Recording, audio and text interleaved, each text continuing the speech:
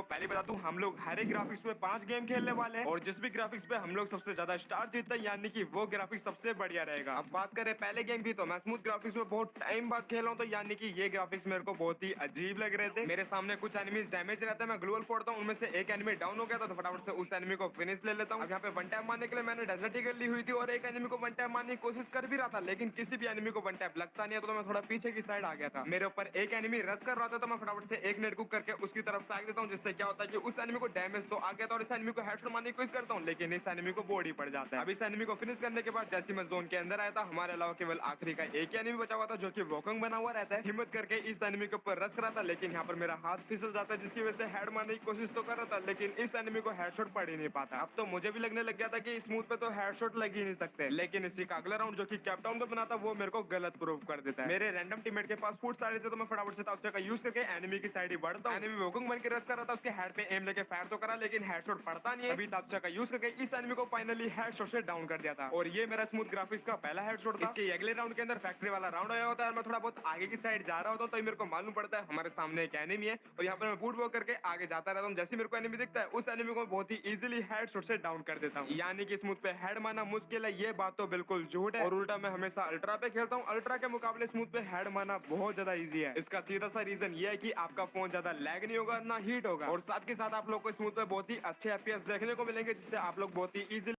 Headshot मार सकते हो। अब इतने में एक एनिमी मेरे सामने वोकंग बन के आ गया था, उस एनिमी को मैं बहुत ही इजीली डाउन कर देता हूं एंड हम लोग ये वाला राउंड बहुत ही इजीली जीत जाते हैं। हर किसी को मालूम है कि किसी चीज में अच्छाइयां होती है तो कुछ बुराइयां भी जरूर होती है और ऐसी एक चीज मेरे को स्मूथ ग्राफिक्स की बहुत ज्यादा बेकार लगती है। मेरे सामने एक एनिमी था जो कि बॉक्सेस के पीछे खड़ा रहता है, मैं उसको एजिस के थ्रू डैमेज देने की कोशिश तो कर रहा हूँ, लेकिन उस एनिमी को बिल्कुल भी डैमेज नहीं पड़ पाता है। और अगर अभी यहीं पे अल्ट्रा ग्राफिक्स होता तो मैं इस एनिमी को बहुत ही आसानी से हेडशॉट से डाउन तो कर सकता था। और ऐसी ना जाने स्मूथ ग्राफिक्स में कितनी ज्यादा कमी है, जिनके बारे में हम लोग वीडियो में आगे बात करेंगे। अब अगले राउंड में मेरे सामने एक एनिमी रहता है, उस एनिमी को मैंने स्कार की मदद से बहुत ही इजीली हेडशॉट से डाउन कर दिया था एंड फटाफट से फिनिश लेने के बाद मैं ताउसे का यूज करके थोड़ा पीछे की साइड आ गया था। अब सामने एक एनिमी आया था, उस एनिमी